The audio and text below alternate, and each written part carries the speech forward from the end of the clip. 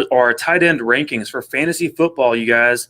This is our second segment now of fantasy. Thank goodness we were talking about fantasy once again. And we're trying to ease you guys in a little bit. We're not trying to go full-fledged into this to where we're just throwing fantasy at you all at once. I mean, camp hasn't even started, guys. Well, yeah, we're going to have a lot to talk about here in the coming weeks, without a doubt. But we're going to talk about tight ends today, not talking about the girls I saw at Twin Peaks, but more talking about some of the football players we've been seeing in the past few years.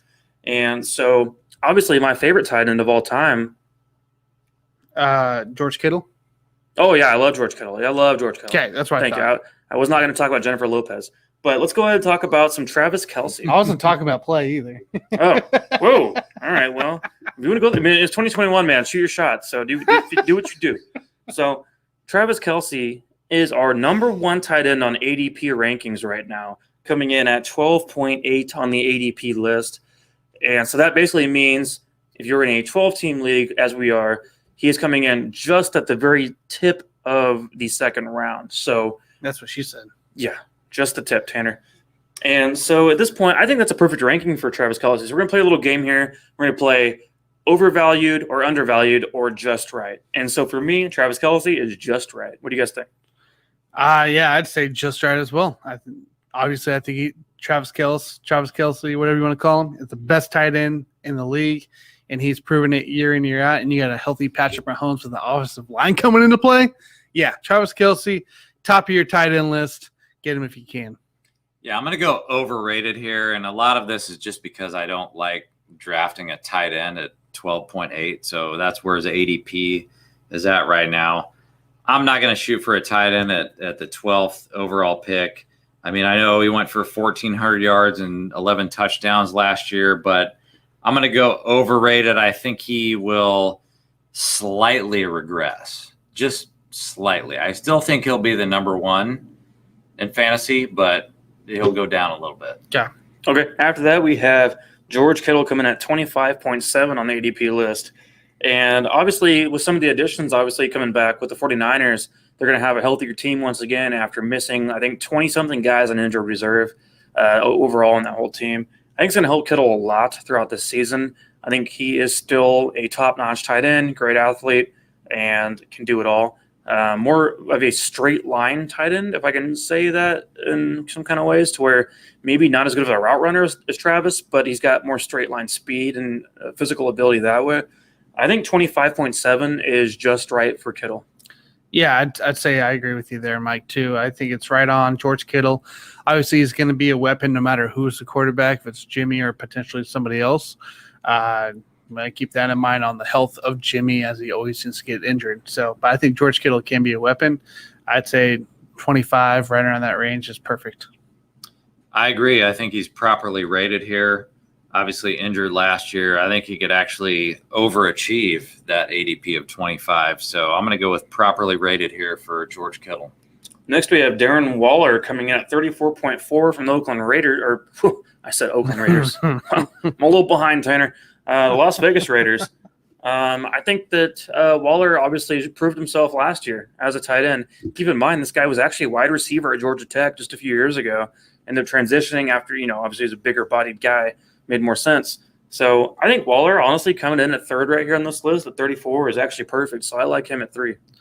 Yeah, I'd say he's right on, too. Darren Waller, who had a great season last year, was a fantasy effective as well. I'd say he continues to streak with Derek Carr, and he'll have another big year with him.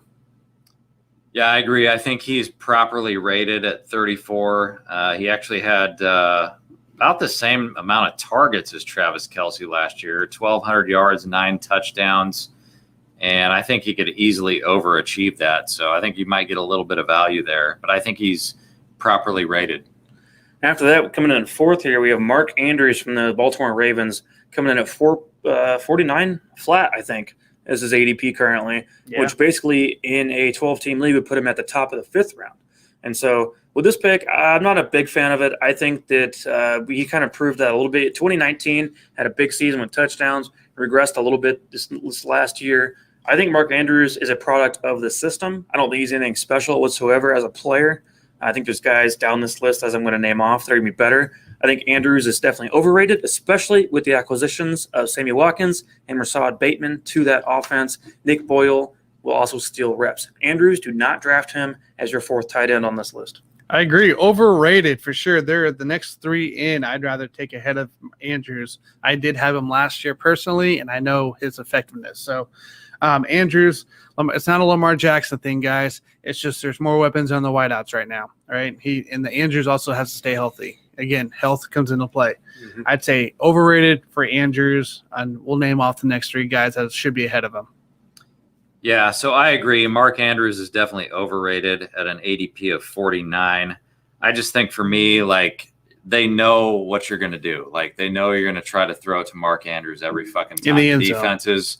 And so they're going to get smart to that. I mean, he had 58 receptions last year, which is only 5 more than Mike Gesicki. So that's not that big of a difference there. So go out and draft Mike Gesicki much later in your draft and don't spend a high pick on Mark Andrews at 49 ADP.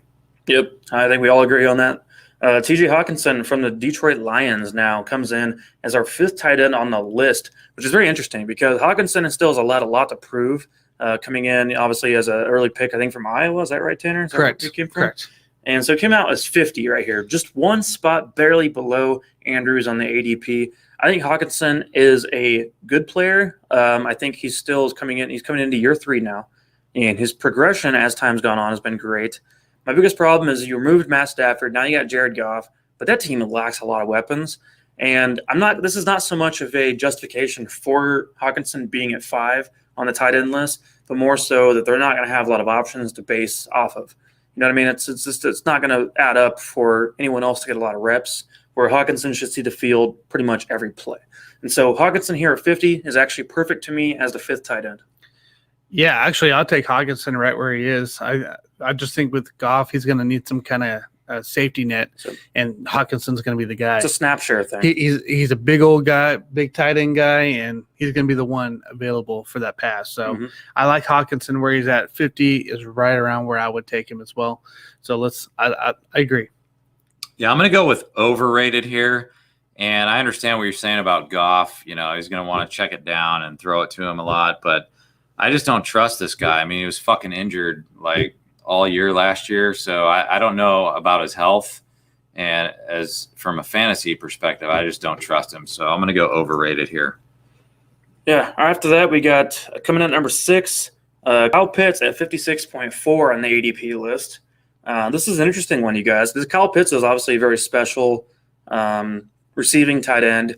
I think he's drafted the highest since Vernon Davis, actually back in like 2005, 2004, something like that. I think. Somewhere where Vernon Davis was taken. And Pitts obviously has been shown to be a playmaker. He's going to be on the field pretty much every snap. It'll be the best weapon Matt Ryan's had at tight end since Tony Gonzalez left, without a doubt. And they're lacking weapons after Calvin Ridley as well.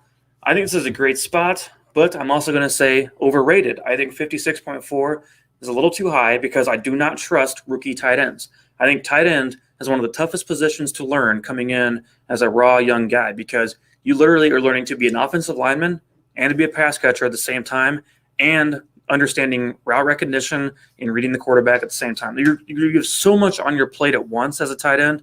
It's difficult to be successful right away. You see it very rarely in the NFL. And, Travis had the luxury with the Chiefs of missing that entire first rookie season and then very next season coming in and be able to pick it up right away. So, to me, Kyle Pitts, I love him as a player. At number 6, I think there's better guys below him here. I think he's right where he should be at 6 here.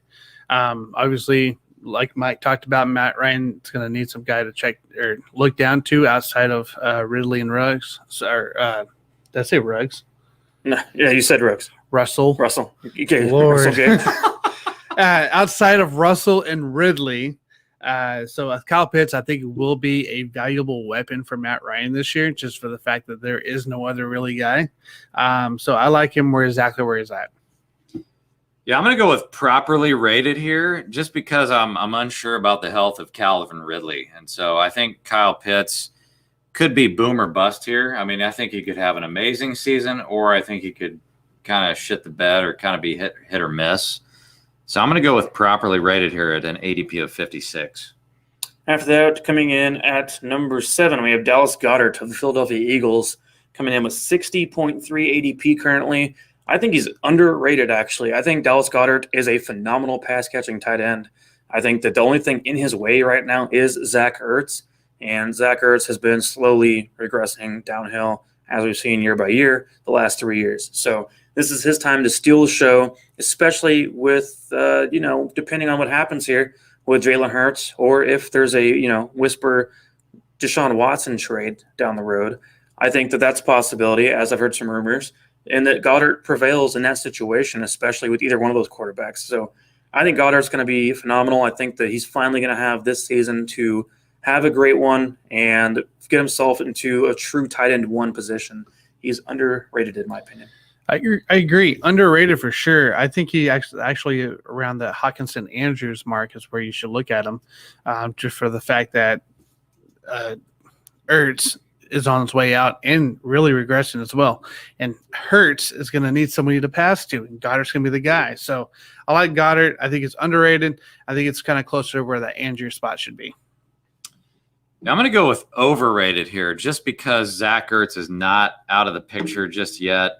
I don't really trust Jalen Hurts at this moment in time, and so I'm going to go overrated for Dallas Goedert just because I'm not willing to spend that high of a pick. I mean, he's a 60 ADP on a tight end. I'm not willing to go that high.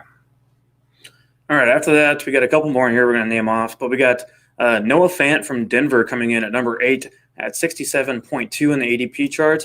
I'm a big fan of Noah Fant. As long as he's healthy on the field, he should be a supreme target for that team, and especially the way that they run their offense. So Noah Fant to me is slightly underrated, but also in a good range for good value. So if you scoop him up around 70, I think you got to get yourself a true number 1 tight end. I'm going to go right where he should be. Noah Fant's right where he should be, 67.2. And I like Mike said, you can't go wrong with him. I think as long as the guy can stay healthy this year, you'll be fine.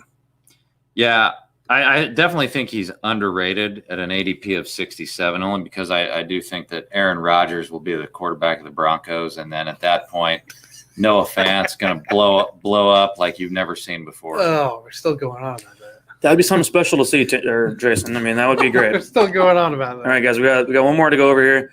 Tyler Higbee for the Rams tight end coming in at 85.8 on the ADP chart. I think he's overrated. I think there are better options underneath him, such as Rob Gronkowski, Mike Gesicki, and I mean we could go Hunter Henry potentially could be an option. Robert Tonyan, and I mean that's an option. I think he kind of was a fluky touchdown number last year with 11, I believe. Hey, we'll have to see. But honestly, Tim Tebow at tight end is probably better than Tyler Higbee. So, but no. In all honesty, guys, though, I think he's a little overrated with the raise. I think there's better options there. My sleeper, though, is Mo Alley Cox from the Colts with Carson Wentz combined. I think that is a touchdown red zone machine potentially there. What do you guys got? For me here, I think Tyler Higbee is overrated. Granted, I do like him. He's not far overrated by any means because he has Stafford passing to him. So look for him to still get some reps in because Hawkinson got reps with Stafford just fine. Look at Higbee having the same thing. Like I said, I wouldn't go that far down, but maybe a couple spots there. Yep, good point. My hidden sleeper for tight end to look for in the late rounds, guys, is rookie Adam Trautman of the New Orleans Saints here. 3rd round pick, 6'6", 230. Just think about this. 2018, Winston had over 200 attempts to the tight end, 5th best in the league. And 2019 with the Bucs, he also had 70 completions between 2 tight ends as well. So in that, I think Jameis Winston's going to look for a tight end, and there's no straight starter veteran tight end on that present. So look for Adam Trautman to be a weapon for New Orleans. Okay.